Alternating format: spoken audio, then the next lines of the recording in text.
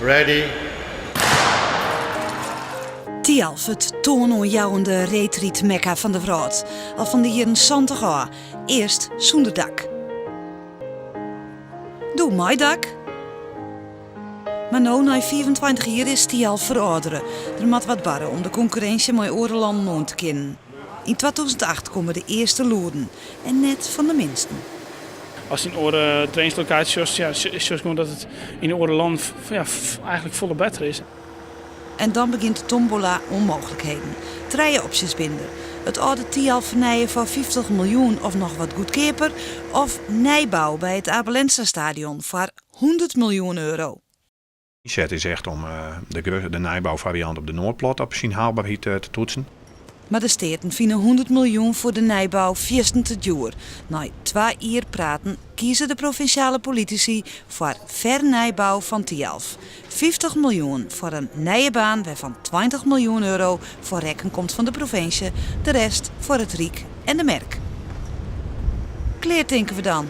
Maar nee, het is minder weer. In juli begint de lobbywer vanuit de Reetriedersraad. Maar alweer een nieuwe variant. 2 banen op het oude plak. Een wedstrijdhal en een trainingsbaan voor de topsporters. Ja, daar zou dan sprake van zijn om meer ruimte te creëren.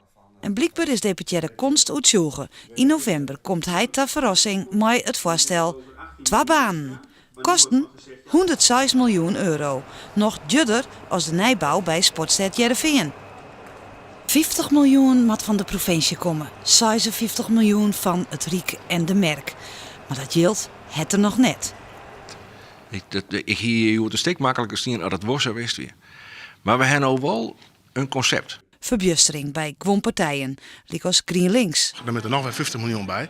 Ja, bij mij is het geduld op. Maar dit plan liep het nou van de baan. In de commissiegeerkomsten verleden weken was duidelijk dat het geen meerderheid krijgt. De Partij van de Arbeid had de sleutelrol. Zij willen nou 50 miljoen euro steken in vernijbouw van de bestaande hal. Ze is maar het oorspronkelijke plan, maar dan alleen nog mooi provinciaal yield. Yield van Merk of Riek worden net meer neemt. Mooi. Waar besliste wat en vooral waarom? Is Bigeliks de KNSB de baas? Ik ben, stel als je verwende pubers heb ik wel eens zijn die landelijke KNSB. Ja, maar het is net zo dat de KNSB u chanteert, wat dan ik.